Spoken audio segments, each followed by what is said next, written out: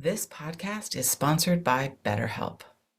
After experiencing trauma, I went to therapy, and my therapist guided me through a difficult time in my life. They helped me understand what was happening and provided me with tools to cope and find my own strength and resilience. Their experience and compassion were invaluable and enabled me to rebuild my life and move forward. I strongly believe in the power of therapy to help people through difficult times. BetterHelp connects you with a licensed therapist who is trained to listen and give you helpful, unbiased advice. First, you go to their site. You can use my link, betterhelp.com/resilience. You answer a few questions, and BetterHelp will match you to a professional who has years of experience helping people with struggles just like yours. Let BetterHelp connect you to a therapist who can support you, all from the comfort of your own home.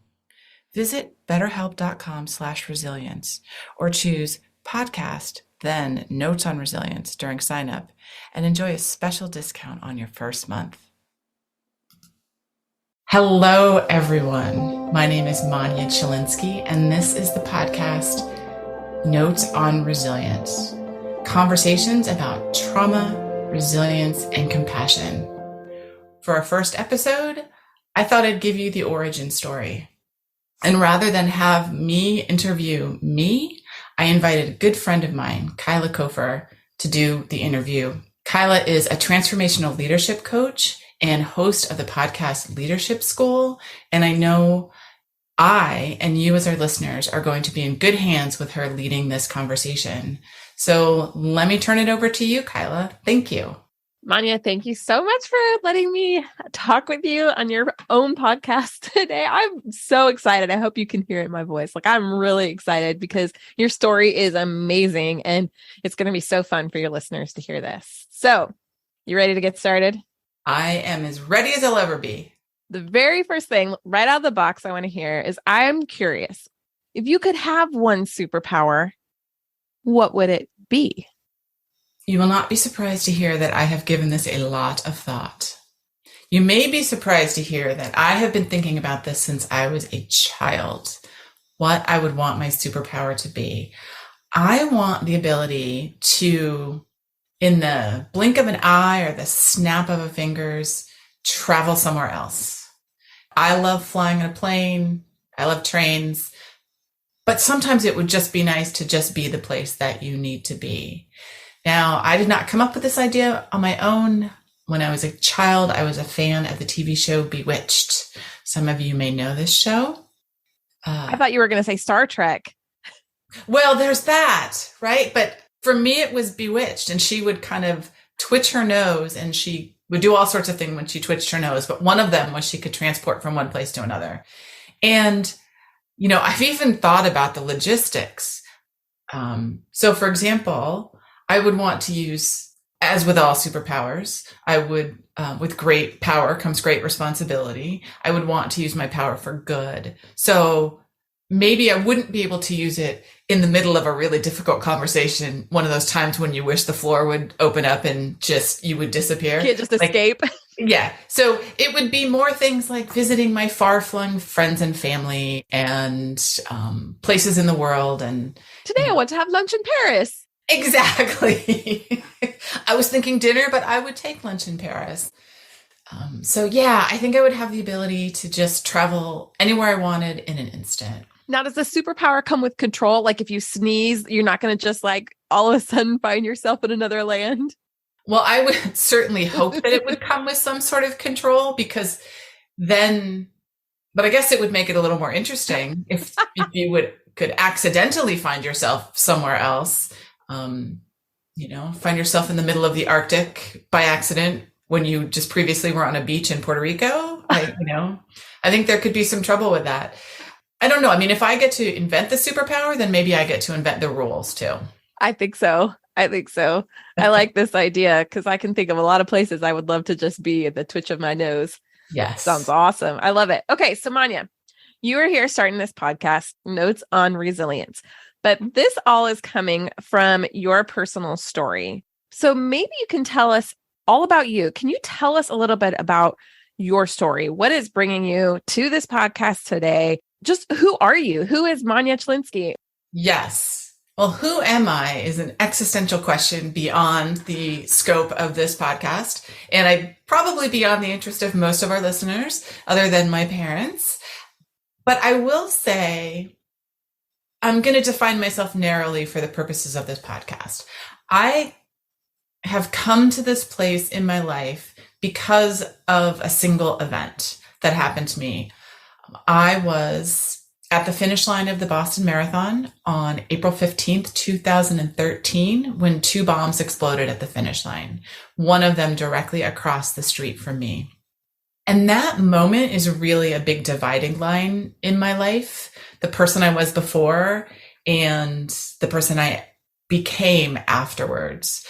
It's at this point of that we're recording this, it's been almost 10 years, and it's been quite a journey along the way to figure out who am I and how do I incorporate this experience into my life and what does it mean?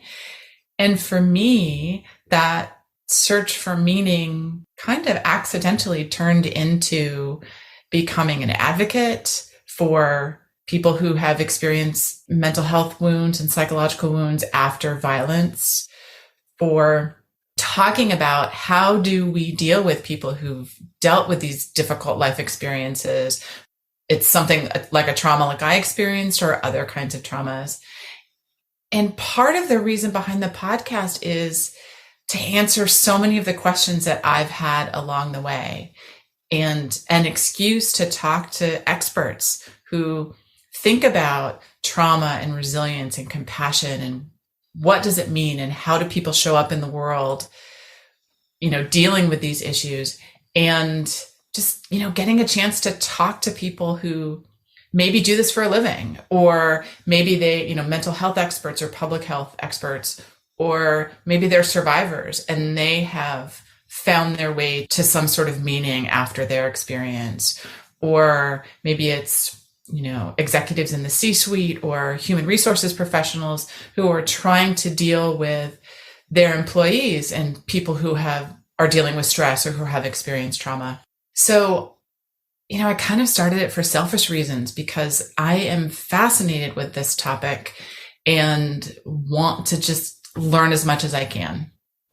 Okay, so I want to back up just a little bit because you just said a lot of things in that. You told us what you're doing in this podcast and where you come from, but it all stemmed from your experience at the finish line and when there was a bombing at the Boston Marathon. Yes. And it's been a long time since then, but that was a very traumatic experience for many people, and you included. And so you've taken that and you have part of your healing process, I'm guessing, is that you became an activist for people who've survived types of traumatic events. Is that right? Yes, it is. So can you talk a little bit more about that? And then I don't want to get too much into all the things that you've learned along the way, because I think that's the whole point of the next 15 episodes of your podcast is you'll be talking with people about that. And you're going to talk a lot about those lessons, but I want to more just hear about your personal experience, what you're willing to share. Like, what was your experience after the event? And then what motivated you to take that and go outwards and start talking about it? Oh, thank you for asking that question, because I realized I didn't exactly answer your original question with the details of who am I and how did I get here.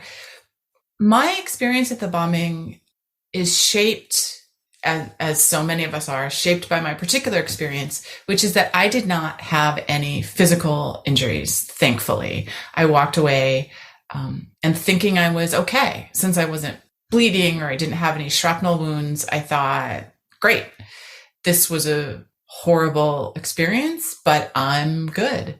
But I quickly realized that I really wasn't okay and that I was quite traumatized and was not really sure of how to deal with the emotions and the feelings that I was dealing with.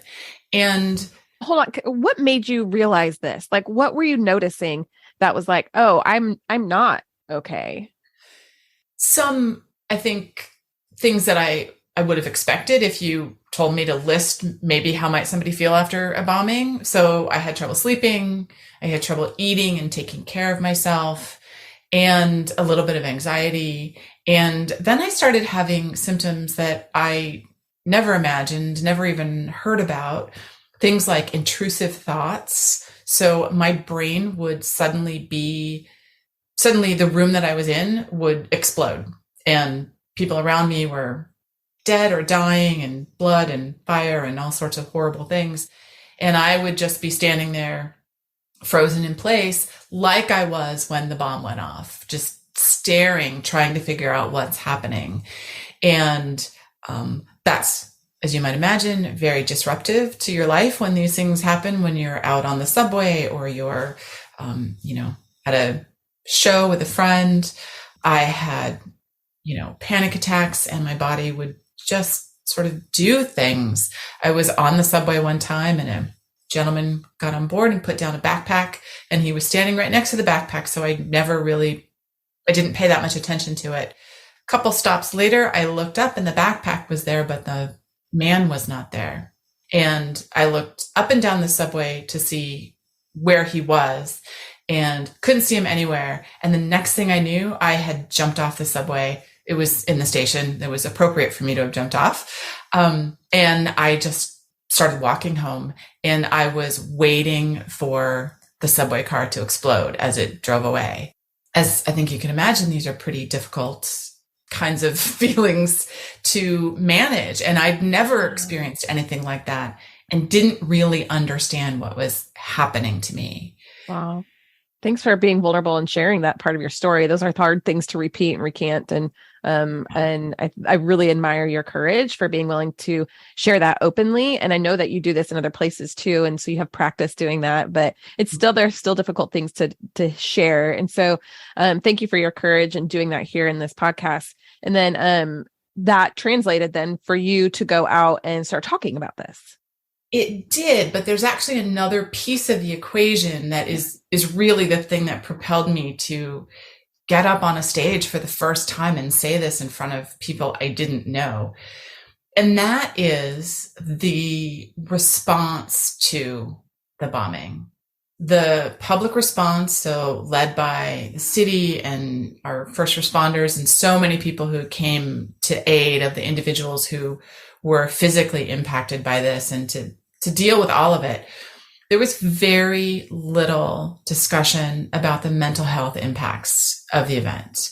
The focus was all on the physical side, and that included how survivors like myself, people with mental health wounds, but luckily without physical wounds, how we were treated by, I'm just going to, say the system. And we were invisible to the mayor. We were invisible to the media effectively.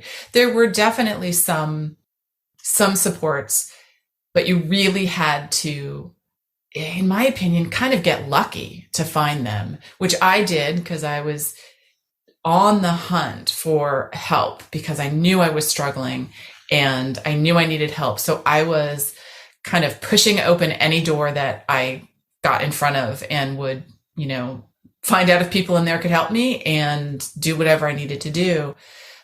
But that being invisible, which unfortunately has continued in terms of the official response and in terms of the way that the city, for example, conceptualizes the event and thinks about it, that really prompted me to want to share my story, because I don't entirely know why. I don't know what the because is. I was feeling invisible. I was feeling like my story counts too. How come you're not talking about what happened to me? And at some point, a friend of mine asked me if I would share my story at a conference for business communicators, a group that I was part of. And I said, yes, if you figure out all the logistics, I can show up and share my story. And it felt really powerful to share in front of other people that, there were these people like me with these invisible wounds. And I started to feel seen, and took a little while after that, but I thought maybe this is a way that I can help. I can make change so the next time some terrorist attack or mass violence happens, the response will be inclusive of people with emotional wounds and mental health wounds, and they won't have to feel invisible like I did. What do you think causes people to misunderstand that in such a way? I mean, just because I know you've even received comments of people saying, well, you're not really a victim of this. You're not really a survivor of this because we can't see anything that's happened to you. I mean, so what do you think is causing people to really misunderstand what it means to be a survivor of a traumatic event? I think it's the discrimination we have against mental health issues. I think we've made some changes and some progression thanks to the pandemic and the large scale mental health event that is. But I think there still is, stigma, discrimination against people with mental health wounds. And, we can't see them. You can see someone's broken leg. You can see that someone's cut and bleeding. And you can't see that someone's having a mental health issue, whatever that is, unless you know their behavior well enough to know they're doing something different, or unless they reveal it to you. So I think that that's a little bit of what is behind that. I think we also, in this country, tend to think people can pull themselves up by their own bootstraps. So you should be Boston strong. You should suck it up and you can be better. I mean, I know that sounds a little bitter, and because it is, and then survivors themselves, we are a complex type of human. The experience that we share is the worst day of our lives, or probably the worst day of our lives. And we're all just trying to get through it.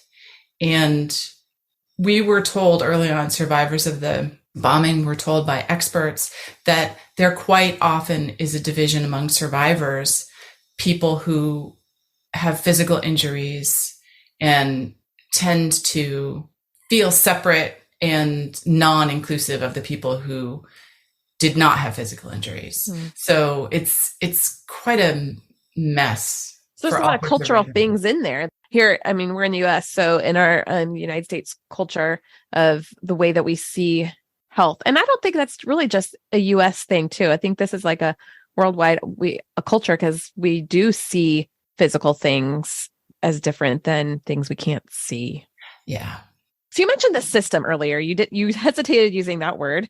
So maybe you could tell us about that hesitation. But I'm curious, just what do you think about the role of the system in that? What is the system, and what is its role or responsibilities in working with survivors of trauma?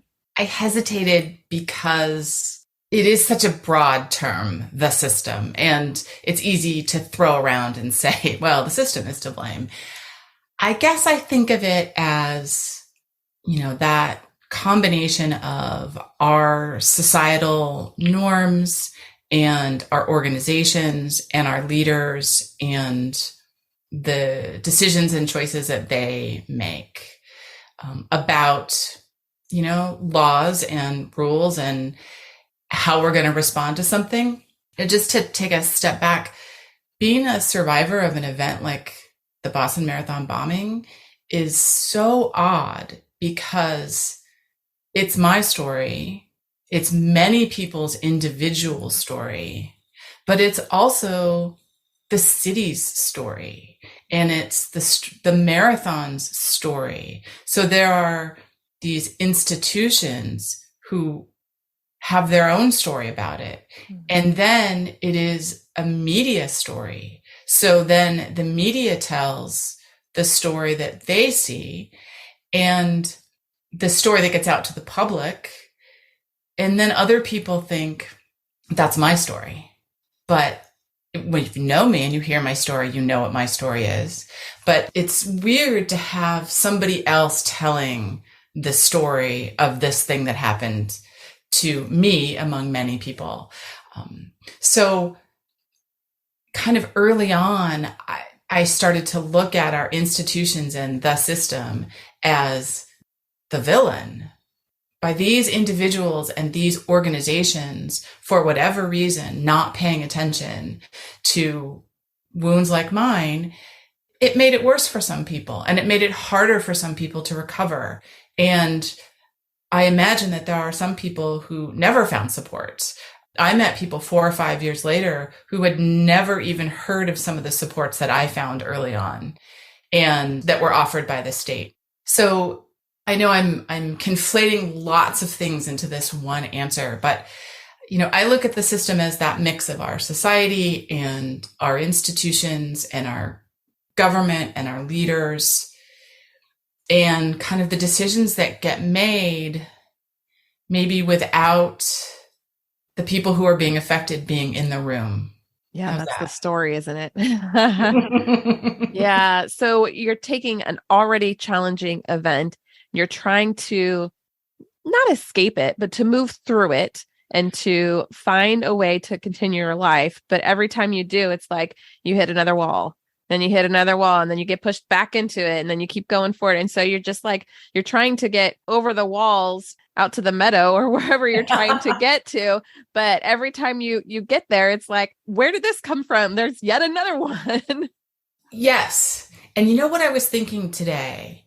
I thought of this story metaphor to share. So if I broke my arm, there's, my body's going to repair that. I'm going to do the things the physical therapist says to do. Those are the things that I have some sort of control over. Those are the things that I'm going to do to heal. But let's say that I broke my arm because it accidentally got slammed in a car door, which just even saying that sounds horrible to me. But what if there's all sorts of different, so again, I'm conflating a lot of thoughts here, but there are all sorts of different traumas. Mine happened to be a trauma that happened in 15 seconds on one afternoon. Other people have traumas, have, generational trauma, they have societal trauma, they have racial trauma, things that they're doing their best to get through, but then the system, quote unquote, keeps pushing them down. So what if every time my arm healed or was mostly healed, somebody slammed it back in a car door again? It doesn't matter how great my body is at recovering if somebody keeps breaking my arm. And it doesn't matter how great my body is at recovering if you say to me, you know what, we're actually not helping people who have broken arms. We're only helping people who have broken legs. We're not even going to pay attention to you. So when I was taking it out and thinking about a physical injury, it's ridiculous that somebody wouldn't pay attention to your broken arm. In the abstract, certainly these things can happen. You're making total sense. And it helps to add this picture to it. Because when you think, you start to equate, okay, the mental with the physical, when you say, okay, we can't see it, so let's compare it to something that we can see, and make it more realistic. It's easy to go, oh my gosh, of course, this is something we have to pay attention to.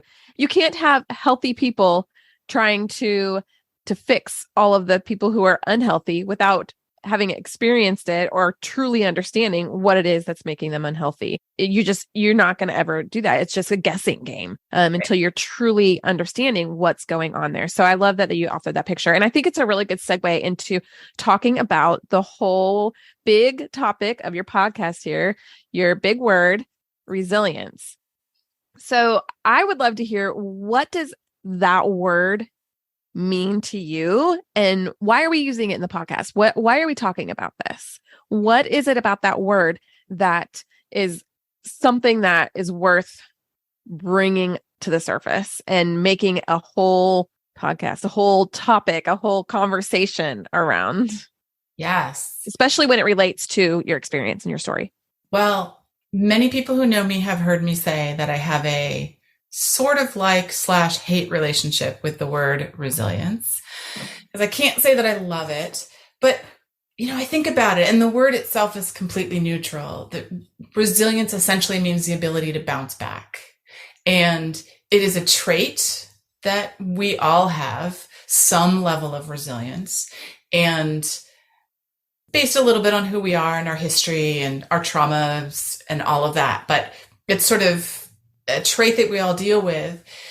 And it's also something that I think people are talking about a lot these days. You talk about, there are cities who have chief resilience officers. It's kind of a buzzword and people That's a are thing? that A is a chief thing. resilience officer. That Very is a cool. thing. And it is really cool, except as I've been paying attention to the concept of resiliency, I've started to get these little niggling feelings about maybe we're not all talking about the same thing. So when I first heard the term resilience, referring to psychological resilience, it was not long after the bombing. And I remember speaking to the speaker afterwards, going up to him and saying, I don't really understand what you mean about this resiliency, because I know I don't have it. So how do we know who does have it? Because to me, it was the people who had the physical injuries who needed to have the resilience. And because I was struggling, I thought that meant I didn't have any resilience. Now, I did.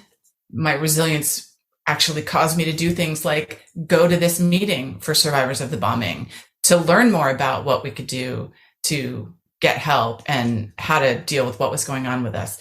At the time, I didn't recognize that I did, and I was doing whatever I could, big steps or small steps, to take care of myself. But as I've started to think about resiliency, and as I said, hear how other people talk about resiliency, it feels like we're talking at cross purposes. That a lot of leaders talking about personal resiliency and what are the things we can do to support personal resiliency. And we are a resilient community and we are going to be able to get through this. But kind of putting it on the person. So to go back to the broken arm analogy, putting it on me to have my body heal me, for me to listen to what the doctor says and to take my medication and to do what the physical therapist says. And it sometimes feels like we're talking about resiliency without that extra layer, that layer of what is happening in society and what do our organizations do and how are they thinking about resiliency. So it's great for me to be resilient, but not if I'm going to walk up to you and say, I have a broken arm, I need help. And you're going to say to me, oh, I'm really sorry that happened to you, but we're not helping people with broken arms today. And I feel like that's kind of what's going on. And people are talking about resiliency as if it's the answer without really having to answer the hard questions about how do we as an organization, how do we as a city truly support resiliency? As you're talking, I'm thinking, in my podcast leadership school, I've been asking every guest this year. I think I've asked like 30 people this question: what does integrity mean to you? And it's been so fascinating because we all have this idea. We think, oh, I have integrity, or yes, we're going to run our business with integrity, but everybody has a different definition of what it was. I think I've only had maybe 2 guests say the same definition of it. So it's just been really interesting. And so I'm hearing from you, it's very similar. Like we all have this idea of what it means to be resilient and what it means to have resiliency in our organizations and our companies and the aftermath of tragedy. But we don't really know what that looks like, how it plays out, or who's going to step up and lead the way and support people to be resilient. Yes. Yes, exactly. And here's a real world example. Not too long ago, there was a threatened strike. Railroad workers were going to strike.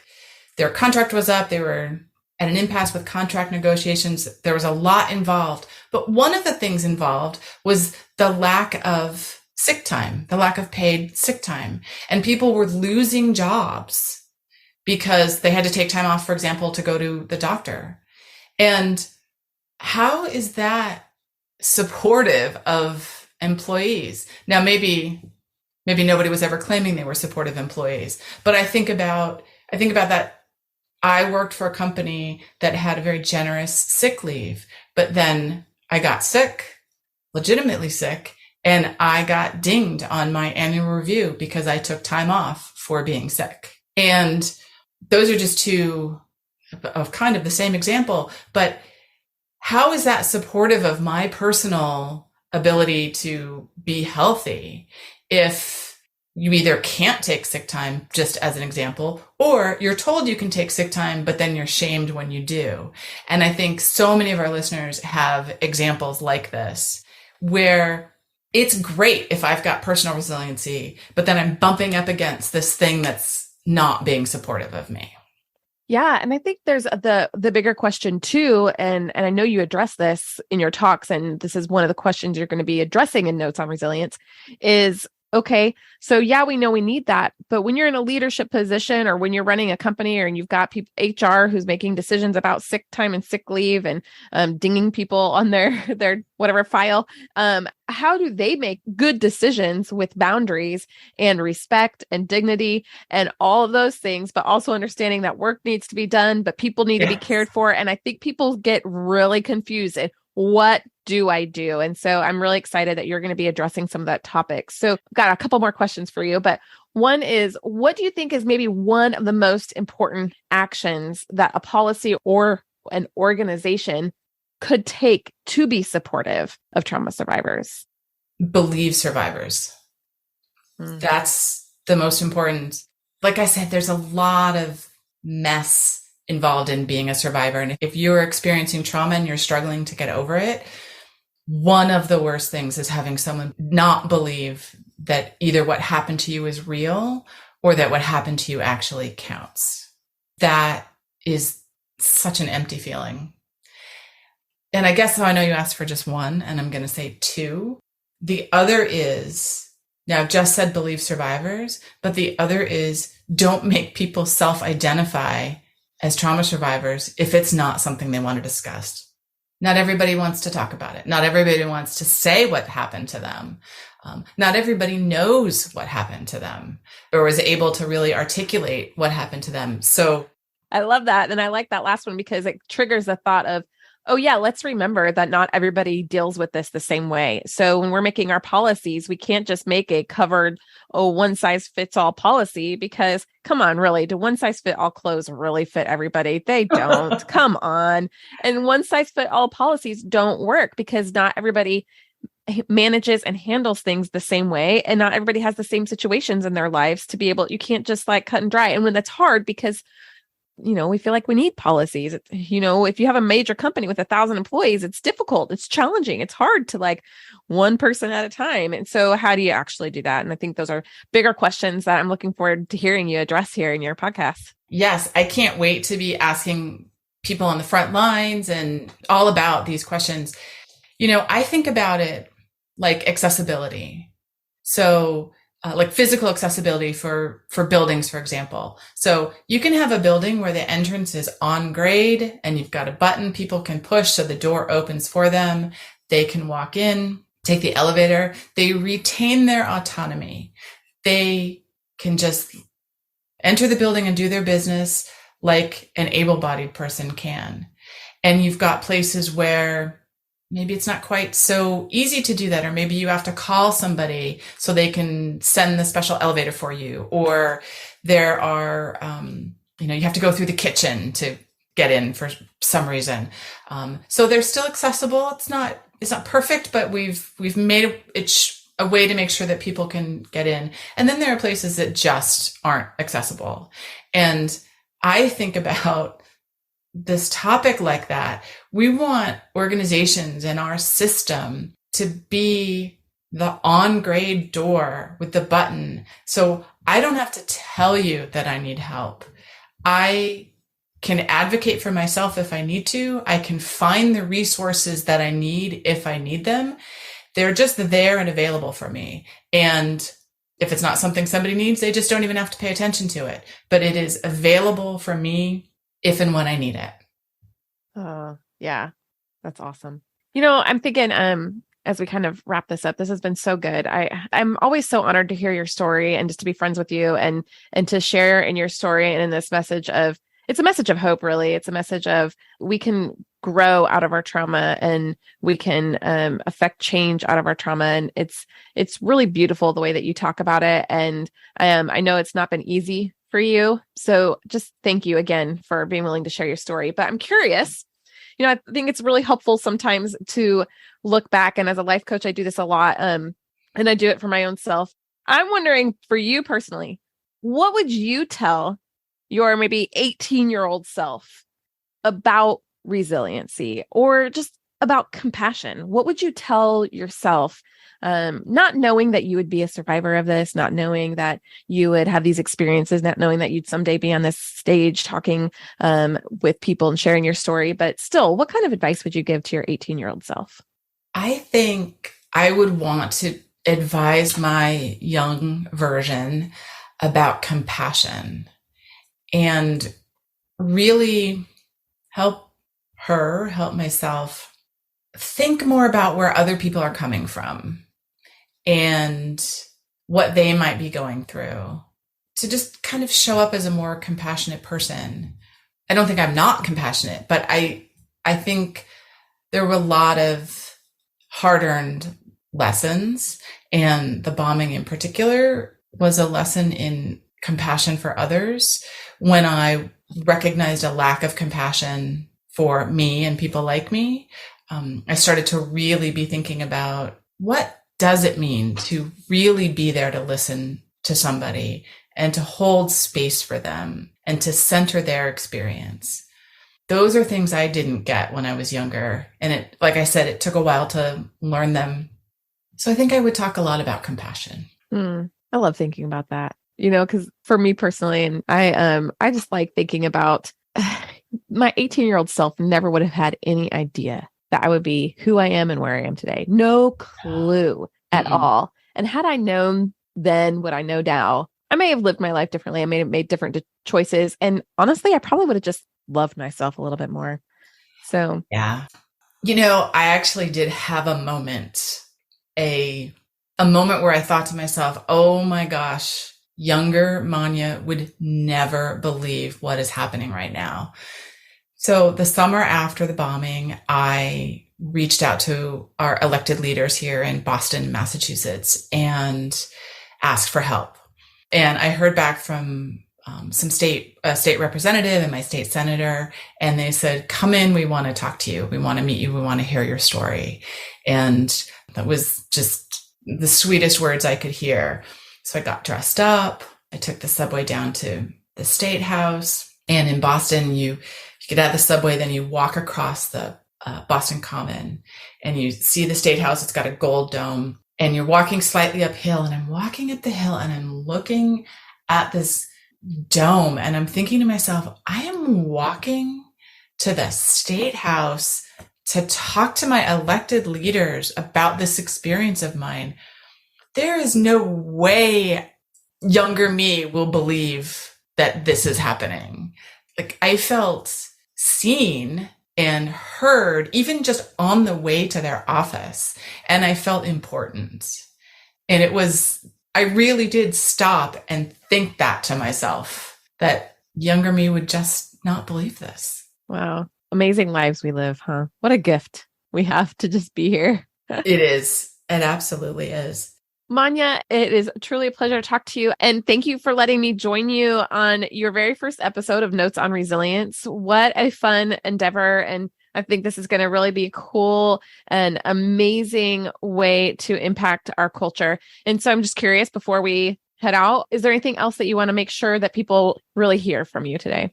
I think what I want people to hear is that this is going to be a place to come to learn about resilience and trauma and compassion. And we're going to be having some amazing conversations. Some of them are going to be difficult, I'm sure. And some of them are going to be transformative, I hope. So I've got a really big slate of people that I'm going to reach out to, and they are all amazing in their own way. And I want to make sure I say that Kyla Cofer is going to be one of my early guests. So keep your eye out for that episode. And yeah, I think I'm just really excited to get this started. So I appreciate you helping me with the interview. I think that made it so special for this first episode. My pleasure. It's really truly my honor. Thank you. So thank you everybody for listening, and I look forward to our next episodes.